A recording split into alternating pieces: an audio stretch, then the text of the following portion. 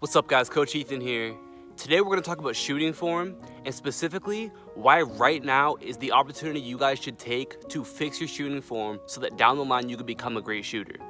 At the end of the day, if you don't have great mechanics or great shooting form, you won't be a great shooter. That's just how it is.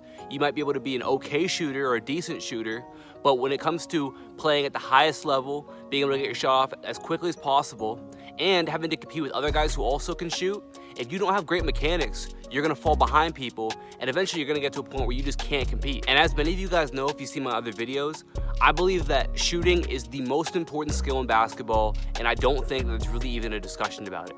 So today we're gonna talk about how to fix your shooting form, what to look for, and then some drills that you can do to actually go ahead and implement your new form. So to start off, the first thing I want you guys to do is really be honest with yourself, evaluate yourself, and decide if you need to make some corrections to your shooting form.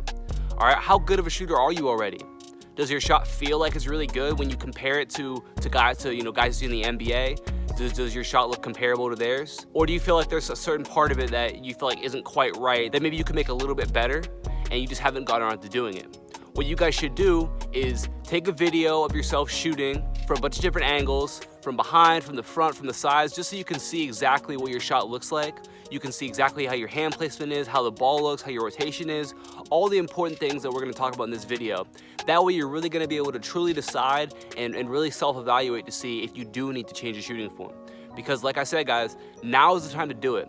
The biggest thing that players have when it comes to reasons for them not changing their form is that they're playing so many games that if they change their form, they might get a little bit worse for a little bit while they're building that new form, and that's going to cause them to play worse in games. And while that's true, right now we're not playing any games, at least for the foreseeable future. So now is the opportunity you guys should take while you have the time to do it and you don't have the pressure of playing in games. Now is the time where you guys should fix that shooting form so that down the line you can become a great shooter. It's all about delayed gratification, guys. Putting off feeling good about something now so you can feel really, really good about it down the line. And that's what we're gonna work on today. So we're gonna get into what you need to look for in your shooting form and what you can do to fix it. Let's get into it. So like I said, guys, the first thing I recommend that you do is record your shot from a couple of different angles. Now, I recommend you do it from behind and also from the front so you can see exactly what your shot looks like. That way, you're not just going to be guessing on what you need to change or how you're supposed to change it. You're going to have concrete evidence that shows what you need to change. Now, something you guys are going to notice right here is that I have a piece of tape along the basketball going right around the center of the ball so I can see the rotation.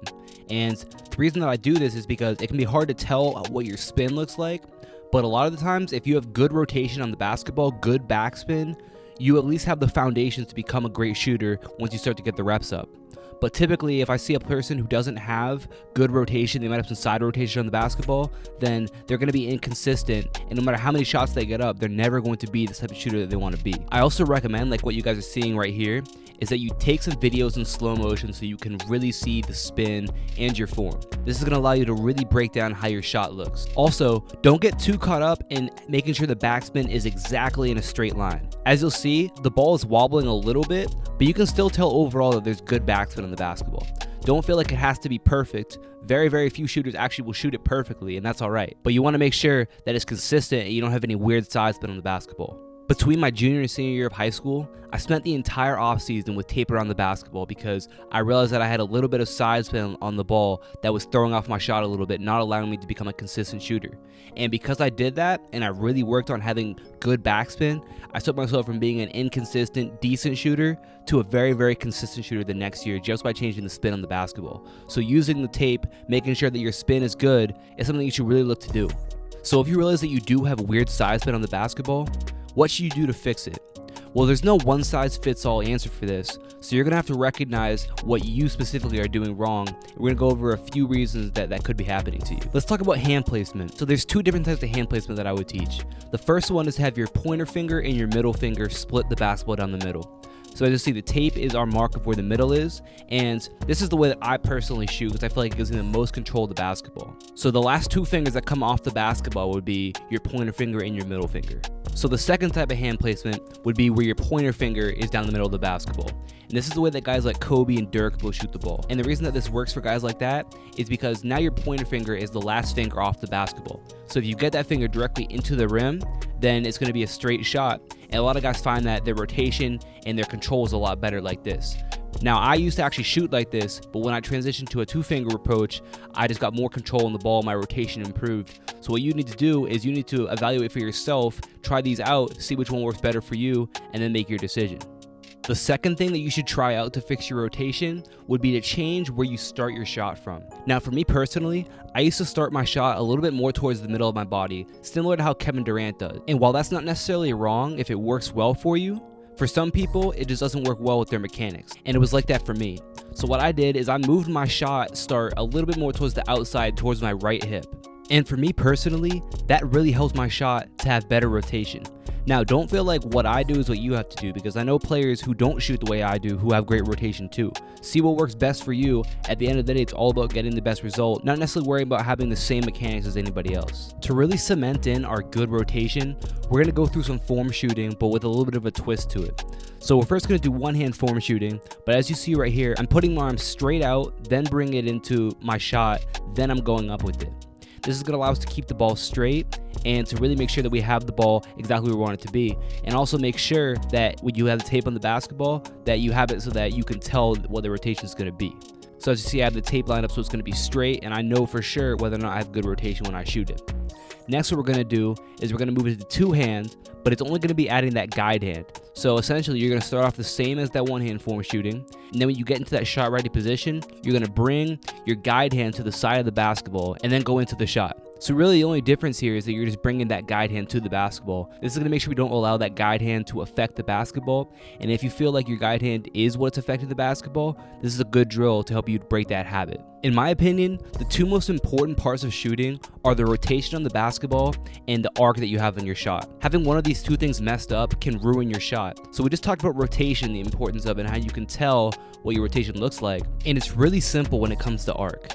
The cue that I use for players is that you want to keep your elbow above your eye. So when you finish and you're holding your follow through, your elbow should be above your eye level. That's going to let you know that you actually are going to get enough arc on your shot. If you realize that you have a lot of back rim misses and a lot of misses that might go in and out, and a lot that might hit front rim, and this is another reason why it's important for us to record our shot so you can really tell for sure. And if you struggle with bad arc, we're going to go through a few drills right here that you can do to start cementing in your better arc. The first drill is going to be our straight up in the air shooting, really getting to exaggerate that arc, and this is going to make sure you finish with that elbow above the eye. And this is one of my favorite drills. This also allows you to check your rotation too, so you're working on your rotation and your arc at the same time. The second drill will be line shooting. So all you're going to do is you're going to pick a line on the ground and you're going to stand with your dominant foot on that line. And now all you're going to do is shoot the basketball straight up in the air, and the goal is for it to land on the line.